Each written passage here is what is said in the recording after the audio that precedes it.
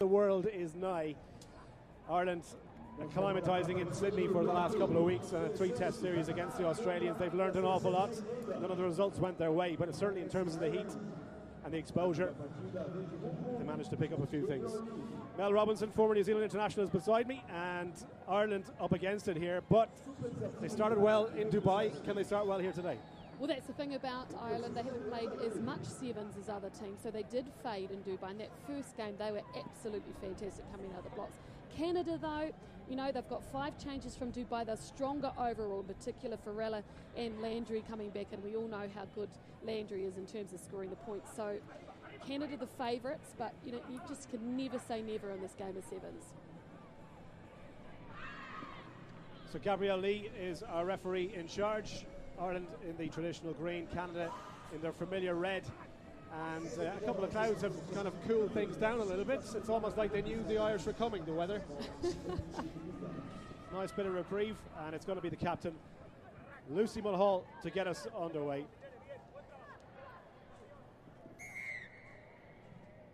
Ireland averaging 1.5 tries per game coming into Sao Paulo. I'm sure it's an area they want to look to improve on, but you'd imagine, given Canada's form, Landry with her first touch, that a lot of Ireland's initial duties are going to be defensive. If they can stop Canada early on, they might open the gate, and a chance to try and go with the handoff there from Brittany Benn was a good one. Brings play towards Canada on the halfway line. Did that go forward? It looked like it from here. The referee hasn't seen it. And Ireland managed to get turnover possession. Mulhall digs it off the ground. Brittany Benn first to react, and Canada get advantage. Here is Jen Kish looking for the offload now. Opts to present it, and Benn to act as scrum half. Better stuff from Canada. Farella ships one on. Landry. This is a nice run there from Molesky. Molesky trying to get through the Irish cover tackle. Audrey O'Flynn put her down. And Molesky brings Canada up to the Irish 22. Shipped it on again. Bit of space on the left-hand side. Kish. Any room for her to run? Tackles must be made. Galvin did well to stop the Canadian captain in her tracks. And here is Bianca Farella opting against having a go. Shipped on again from Landry. This is Paquin. Paquin with the pass on the outside. Molesky brought down in the pick and go. Paquin follows it up, and it's going to be Canada's opening try, and it goes to Karen Paquin. Well, that is clinical attacking play, Mel. It was like watching the ball on a pendulum swinging from one side of the field to the other. They manipulated that defence perfectly by using the edges of the field. And Paquin was there to pick up and go after she gave that initial pass. We know how fast she is as well. That was clinical sevens from Canada. Well, I did say Ireland were going to have to defend strongly in the opening couple of minutes just to let Canada know they're in a game. But what can you do with that precision of passing and timing, the angles of running, and the support play as well from Paquin to back up the pass that she gave to Molesky? And the result is the conversion to put Canada 7 points clear after just 2 minutes of play. Landry strikes it. Has she pulled that one? She has. It's gone way wide, so 5 points to nil. Canada with a perfect start here in Sao Paulo. Yeah, 45th try for Karen Paquin. She's what we call a strike prop, so she's up front, but so super quick she could be a winger. So they use that double kind of attack on each side with their speed. Canada shifting the point of attack here from the restart. It's going to come left. And Jen Kish is underneath this one. Has it gone 10? It hasn't. So advantage to Ireland, and there's a chance for them to run this ball.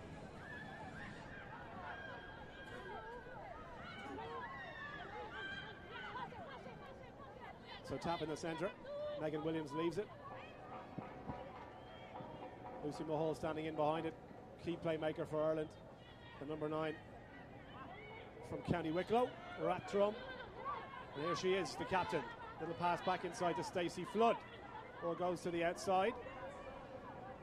And Amy Lee Murphy-Crowe is swallowed up in the tackle. Any room for Ireland to manoeuvre? Don't want to get isolated here. Canada tackles going in. Ireland still have it. Mulhall once more. This is Megan Williams trying to go through the centre. Support from Audrey O'Flynn, former Ireland hockey international, 120 caps before deciding to give rugby a go, and now playing for Ireland in the 7th series. Mulhall digs one out now.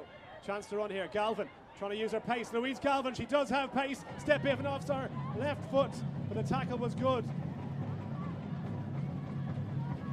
And Ireland can see possession. Chance for Canada to attack here. Jen Kish inside her own 22, needs a bit of support. fairness to Megan Williams, she made the hit. Ireland offside coming in. Referee right on the spot. And Audrey O'Flynn has to retreat. Yeah, Canada getting the numbers there, in particular when Galvin had that little run up the sideline. 3 red jerseys were there to pick off the ball. Once again, moving the ball before the Irish defence gets up and is able to upset their attack. Whereas for Ireland, when they're attacking, well, Canadian defence is messing everything up for them, aren't they? Molesky looks for runners from deep. That pass was to nobody. And Karen Pack with the try score has to just start again, really. Ireland continuing to make those tackles, but it's energy-sapping stuff in the Sao Paulo sunshine. Little step off the right. Oh, lovely! She's back, Molesky! In fact, it's Landry, Giselle Landry, who stepped off her right foot. And welcome back to Canada. What a day to do that. They will have try. 10 points to nil, conversion to come. And Giselle Landry, beautiful pace from her. Wonderful. It was like she was gliding across ice, really, the way she changed direction and made it look so effortless. Just on the outside there, switching to the left. She's super fast and very balanced indeed.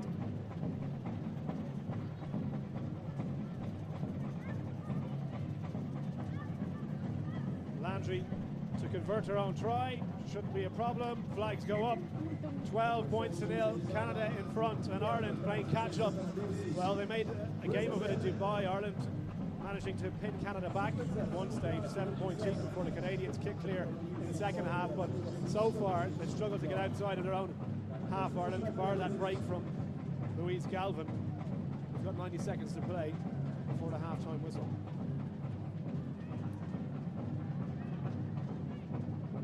Landry. That's not going to go 10. And the second restart that doesn't go to plan. Ireland with advantage, and surely, well, none Cummings, the referee says play on. Well, they played the ball there, I think.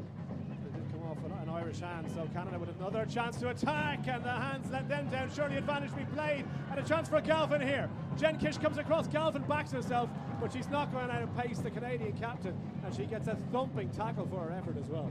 Love that tackle from Jen Kish. Great opportunity there for Galvin. She just needed to use maybe a little bit of footwork because there was no way she was going to beat Kish on that angle. Try that right foot step maybe next time, and that's just experience, isn't it? The more they play, back, yeah. That's right. The more they play, the more they'll understand how to sort of manipulate defence and come back on the angle and beat players one-on-one.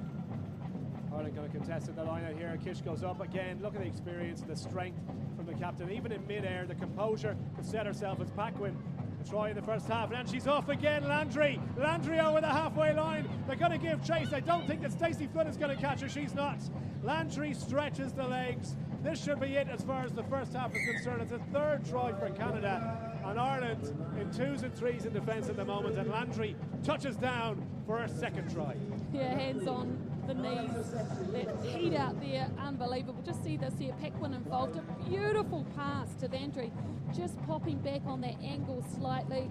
It was Mulhall, the captain for Ireland, who hadn't ID'd which player she was meant to take. Landry was probably her man. Beautiful 5-pointer.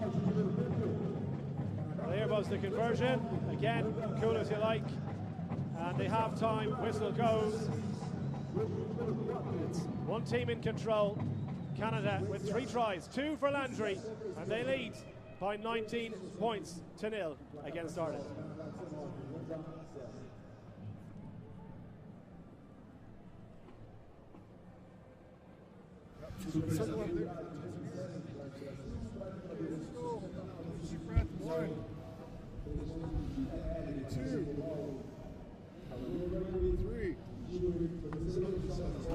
They really good work there, ladies, especially on the hustle back in defense and realigning us on the backside.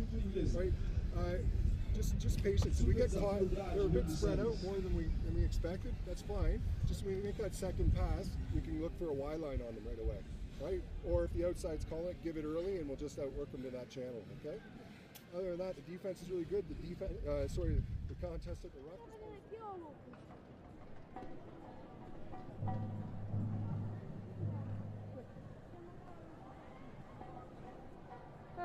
tem que ir pra lá.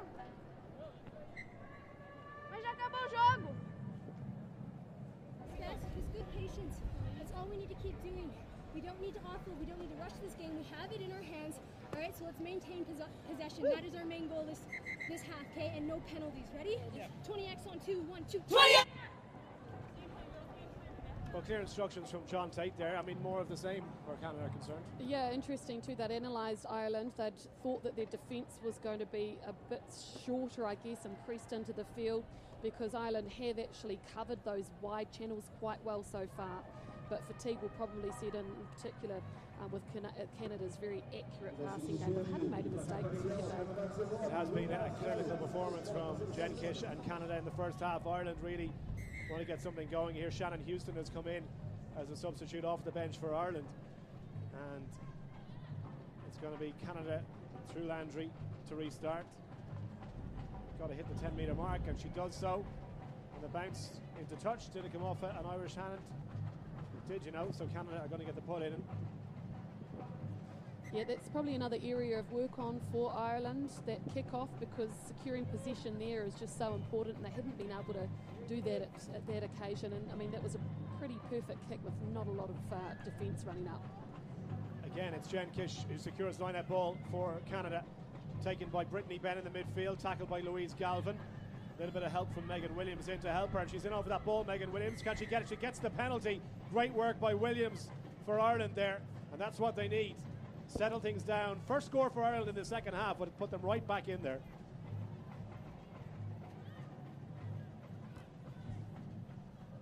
So Mulhall opts to kick up the line and find touch. There's the Gaelic football background for Wicklow.